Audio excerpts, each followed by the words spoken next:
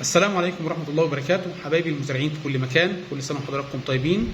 مع حضراتكم الدكتور علامة أحمد، استشاري زراعي. في بداية الحلقة بأكد على حضراتكم أهمية الاشتراك في القناة وتفعيل زر الجرس ليصلكم كل ما هو جديد وكل ما هو هادف. النهاردة نتكلم عن أهم آفة حشرية بتصيب محصول الأرز خلال الأشهر القادمة، اللي هو شهر أغسطس وشهر سبتمبر، اللي هو شهر 8 وشهر 9، ألا وهي الساقطات أو الدوارة أو ديدان القصب أو دودة القصب الصغيرة. الحقيقة دودة القصب الصغيرة لها عرضين. العرض الأول إن هي بتسبب ما يسمى بالديت هارت، القلب الميت، أو تسبب العرض الثاني وايت هيد، السنابل البيضاء. لو الإصابة الحشرية بتاعت الديدان الصاخبة أو دودة القصب الصغيرة أو الدوارة، كل هذه مسميات هذه الإصابة الحشرية اللي بنتكلم عنها في حلقة اليوم. لو جات في مرحلة المجموع الخضري، اللي هو مرحلة تكون المجموع الخضري ومرحلة التفريع، هنلاقي أعراضها واضحة جدا، اللي هو بيسميه الديد هارت أو القلب الميت. دي بتبقى أعراضها واضحة خالص، إن العود بيتقصف كاملة وبيحصل لعيدان الأرز موت كامل، وبمجرد حضرتك ما بتشد العود أو بتفصله عن الأرض وينفصل معاك بسهولة، فبيبقى هذه العملية بنسموها القلب الميت. ممكن كمان تتأكد إن هي ديدان القصب الصغيرة، إن حضرتك تفصل العود وتبدأ حضرتك تدور في السلميات بتاعته، هتلاقي حضرتك براز الآفة أو اليرقات بيبقى لونها أخضر إلى بني نوعا ما. بعد كده المرحلة الثانية اللي بيجي فيها ديدان القصب الصغيرة أو الدوارة أو الصاقبات، بيجي بعد كده هنلاقي حضراتكم مرحلة التزهير بتاعة الأرز. في مرحلة التزهير بتبقى الإصابة مختلفة شوية، بتسبب ما يسمى بالوايت هيد أو السنابل البيضاء، وده بيبقى حضرتك بتكون سنبلة فارغة. يعني عرضها واضح يمكن عن الأعراض الأولى، إن السنبلة بتبقى فارغة ما فيهاش حبوب، أو طبعا نتيجة لأن الديدان القردة أو دودة القصب الصغيرة أو الدوارة عملت حفر أو نخر في السقان، ففصلت العود عن الجذور بتاعته، وبالتالي مفيش تغذية رايحة للسنبلة، وبالتالي تكونت السنابل الفارغة أو الوايت هيد أو السنابل البيضاء. لو جات بعد كده الإصابة ديت في مرحلة نزول الطور اللبني أو مرحلة الطور العجيني في الأرز، اللي هو نزول النعمة في الحبوب، هتؤدي إلى تكون حبوب فارغة وليست سنابل فارغة. يعني هتلاقي بعض الحبوب مليانة وبعض الحبوب فارغة. كمان حاجة عايز أكد عليها هي عملية المكافحة. عملية المكافحة بتاعتها رقم 1 عدم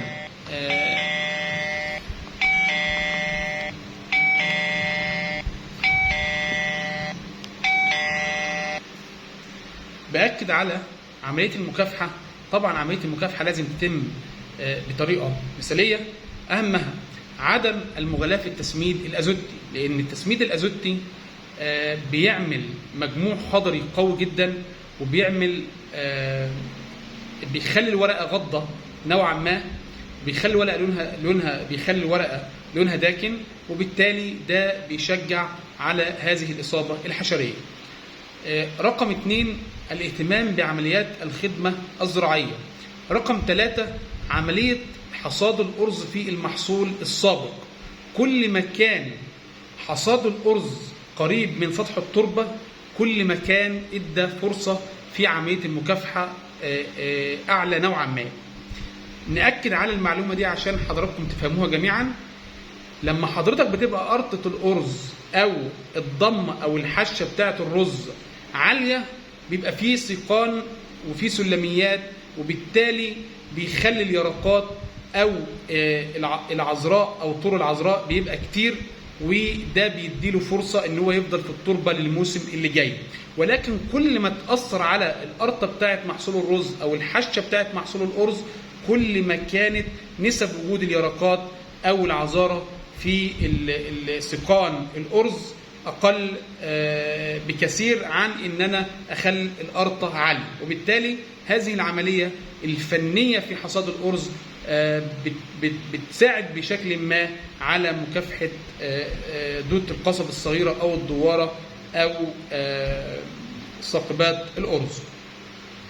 بعد كده